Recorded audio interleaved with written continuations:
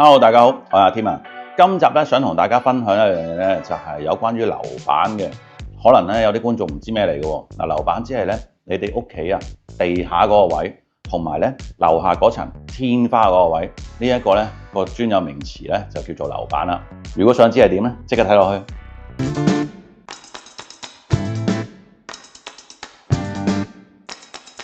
嗱，大家知道樓板係啲咩啦？咁所以咧，我哋香港嘅樓咧，通常咧嗰個厚度咧，咁就唔會太厚嘅啫。有啲咧就會係150mm 度啦，咁啊至到去330或者350mm 嘅。咁其實咧，佢入邊咧都會有鋼筋噶嘛。咁所以咪有一單新聞就係話鑿穿咗喎呢一個。嗱，我唔係講佢哋邊個啱邊個錯咁嘅嘢嘅，亦都唔係抽水啦。只不過咧，我要想講就係，有時遇到樓板薄嘅話咧，咁點算喎？係咪？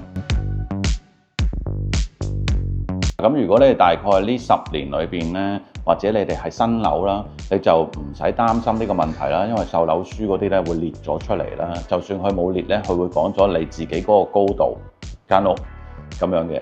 咁你都已經計算到咧樓下個高度咁樣，咁中間相隔幾多咧？咁其實咧都唔使點樣深究，因為你都冇得改動噶啦嘛。要照顧下啲家庭觀眾咧，你哋好慘啊！住緊個樓板係好薄，但係又要裝修喎，咁點算咧？咁如果好薄嘅話咧，就係有機會出現咗打穿咗個地台喎，或者你唔好彩你係樓下嗰個俾人打穿咗個天花喎。正面正常嘅裝修公司或者工程公司咧就會補救嘅，亦都唔會傷到嗰個鋼筋嘅。咁因為一打穿咗啦，就可能整到樓下啦，咁就會同樓下去交涉啦，點樣去補救翻佢啦。咁我哋先唔講呢一樣嘢啦。如果本身咧你哋自己個樓板係薄嘅，咁點算咧？要做裝修嘅時候，我哋好多咧水喉啦、電嘅燈喉啊，各樣嘢咧都會經地下去走牆身噶嘛。咁好多嘢都橫跨咗個地下，咁冇理由做明線噶嘛，係咪？或者冇理由做明喉噶嘛。咁我哋要鑿佢嘅話，又好容易穿喎。咁點做咧？就係我呢個係自己建議啦，或者行內都可能會比較流行嘅。咁第一個做法就係建議下。咁就係會填翻高大概30至60mm。咁點解會話咁30mm 咪得咯？點解要60mm咧？因為咧一個單位裏邊咧唔係成幅都係平整嘅，會有啲斜位嘅。通常經驗上咧最高嗰點咧就係有機會咧就係要填到60mm。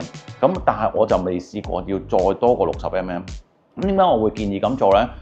你第一唔會傷到樓下嗰層，冇咗呢個風險啦。咁第二嘅話呢，亦都唔會傷到樓板裏邊嘅鋼筋。咁呢一個對於結構呢比較好啲啦。咁而且呢，就係假設60mm，你個樓底呢只係少咗60mm啫。我覺得喺個生活嗰個品味啊、享受啊，或者係個空間感呢，並唔係差太遠嘅。咁我而家講下呢第二個做法。咁至於第二個痛點咧，就係如果你樓板薄咧，就好多時都會有噪音問題啦。唔講裝修啦，咁啊噪音喎，家居噪音喎，係咪？咁譬如咧，你係樓下嗰個單位啦，樓上成日有小朋友跳喎，咁樣好辛苦噶嘛。咁但係如果你係影響緊樓下單位嗰個咧，你可以咧做啲隔音工程嘅，鋪塊膠啦，咁啊鋪地氈啦，咁免去咗少少噪音嘅。但係如果調轉你係樓下嗰個單位啦。咁你今次要裝修啦，咁你就知道樓板薄咯，你又驚將來咧樓上有好多噪音會嘈你咯，咁要點做咧？就可能你要整假天花啦，咁假天花入邊咧都要整埋隔音棉，咁就可以過濾咗一啲啲嘅噪音。嗱，呢一個做法咧，我係唔建議嘅，亦都冇做過嘅。咁但係咧，我知道行內會有機會有人做嘅，就係咧。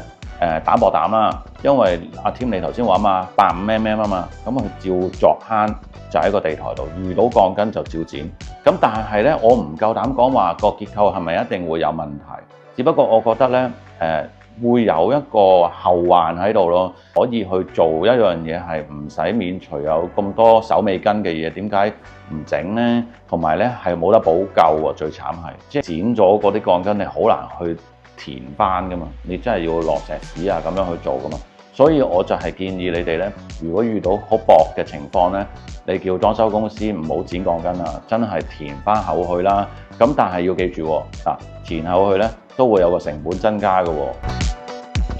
呢個咧就唔可以怪翻業界喎，因為你真係做多咗，而且嗰間裝修公司咧，佢本身係唔知你咁薄噶嘛，佢都要真係試一試，發覺有問題喎。咁當然有經驗啲嘅師兄啦，嗰啲行內嘅師兄啦，可能佢做過咁多呢啲屋苑，佢已經知道㗎啦。你嗰度好薄啊，陳太，你個樓板太薄啦，所以咧一定要填厚佢，我哋要加多幾多錢嘅咁樣咯，或者係加多幾多時間去做嘅。咁呢個咧就係免除後患，我係建議你哋咁做。嗱，講到第三個痛點啦，樓板薄嘅時候咧，最擔心嘅嘢咧就係樓下開冷氣好凍，而且打上天花，導致到你個單位個地台好潮濕，好潮濕。咁點做咧？嗱，呢一個咧係好難解決嘅，真係冇辦法。所以呢個痛點咧我都解決唔到。但係咧，我會明白你哋，我有共鳴，我知你哋好慘。如果遇到真係咧，頭先我講個痛點咧解決唔到嘅話，我私人都會有一個方法啦。咁啊唔可以話完全解決到，但係咧都會有幫助嘅，就係抽濕機咯。咁但係咧，今集我就唔係重點講抽濕機啊嘛。咁如果大家中意睇嘅，想我分析下抽濕機入邊嘅內容咧，都不妨留言話俾我知。今集咧就講到最後喺呢度啦。